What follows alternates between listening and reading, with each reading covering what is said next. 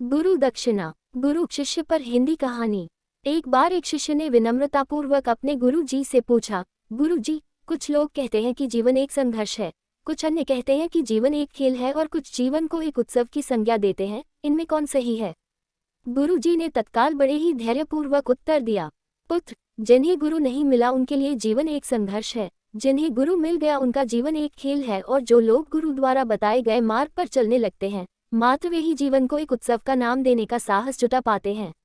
यह उत्तर सुनने के बाद भी शिष्य पूरी तरह से संतुष्ट न था। गुरु जी को इसका आभास हो गया। वे कहने लगे, लो, तुम्हें इसी संदर्भ में एक कहानी सुनाता हूँ, ध्यान से सुनोगे तो स्वयं ही अपने प्रश्न का उत्तर पा सकोगे। उन्होंने जो कहानी सुनाई वह इस प्रकार थी।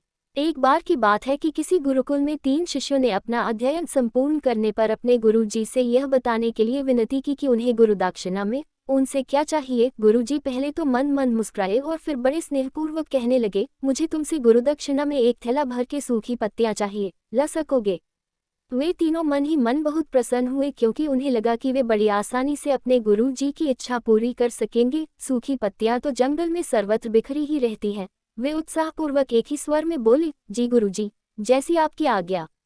अब वे तीनों शिष्य चलते चलते एक समीपस्थ जंगल में पहुंच चुके थे, लेकिन ये देखकर कि वहां पर तो सूखी पत्तियां केवल एक मुट्ठी भर ही थीं, उनके आश्चर्य का ठिकाना न रहा। वे सोच में पड़ गए कि आखिर जंगल से कौन सूखी पत्तियां उठाकर ले गया होगा।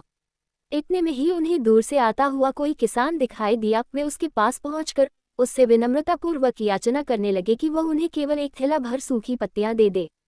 अब उस किसान ने उनसे क्षमा याचना करते हुए उन्हें बताया कि वह उनकी मदद नहीं कर सकता, क्योंकि उसने सूखी पत्तियों का ईंधन के रूप में पहले ही उपयोग कर लिया था। अब वे तीनों पास में ही बसे एक गांव की ओर इस आशा से बढ़ने लगे थे कि हो सकता है वहां उस गांव में उनकी कोई सहायता कर सके। वहां पहुंचकर उन्होंने जब एक व्यापारी को देखा तो बड़ी उम्मीद से उससे एक थैला भर सूखी पत्तियां देने के लिए प्रार्थना करने लगे, लेकिन उन्हें फिर से एक बार निराशा ही हाथ आई, क्योंकि उस व्यापारी ने तो पहले ही कुछ पैसे कमाने के लिए सूखी पत्तियों के दोने बनाकर बेच दिए थे। लेकिन उस व्यापारी ने उदारता दिखाते हुए उन्हें एक बूढ़ी माँ का पता बताया जो सूखी पत्तियां एकत्रित किया करती थी।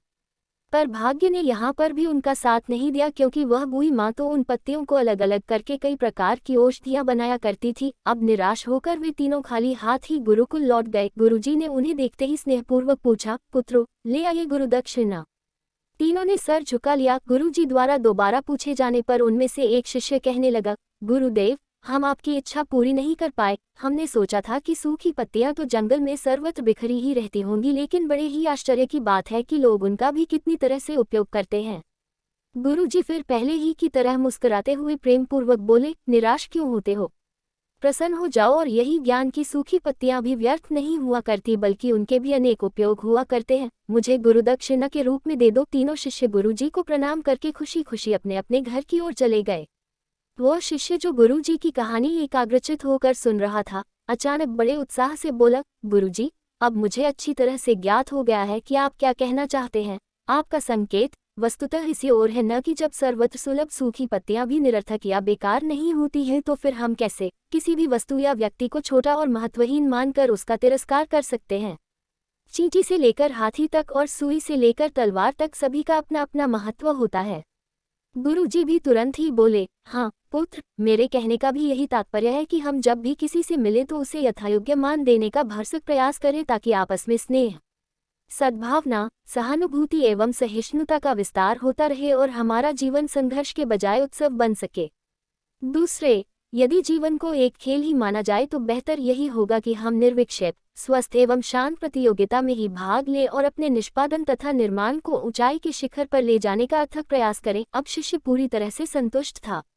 अंततः मैं यही कहना चाहती हूँ कि यदि हम मन, वचन और कर्म इन तीनों ही स्तरों पर इस कहानी का मूल्यांकन करें तो भी यह कहानी खरी ही उतरेगी। सबके प्रति पूर्वाग्रह से मुक्त मन वाला व्यक्ति अपने वचनों से कभी भी किसी को आहत करने का दुस्साहस नहीं करता, और उसकी यही ऊर्जा उसके पुरुषार्थ के मार्ग की समस्त बाधाओं को हर लेती है। वस्तुतः हमारे जीवन का सबसे बड़ा उत्सव पुरुषार्थ ही होता है, ऐसा विद्वानों का मत है।